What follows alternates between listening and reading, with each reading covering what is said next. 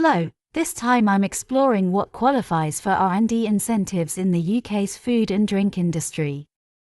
Take gluten-free cake manufacturing. Replacing wheat with alternative ingredients while achieving the same texture and structure involves significant testing, experimentation, and recipe adjustments, all strong indicators of eligible R&D. Or consider vegan protein snack development, which requires the replacement of dairy with plant-based ingredients. It often takes repeated trials to find ingredients and a formula that works. That's R&D. Other examples include an ice cream maker seeking to replace an emulsifier while keeping the melt resistance of the original recipes. Or a seed breeder developing new disease-resistant varieties through years of controlled crossbreeding and genetic tracking.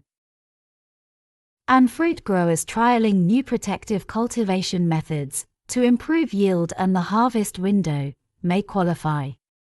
Creating new manufacturing machinery, smart packaging or biodegradable alternatives, or developing new chilling or storage techniques to improve shelf life, also may require scientific investigation and experimentation that qualifies as R&D. But not everything qualifies.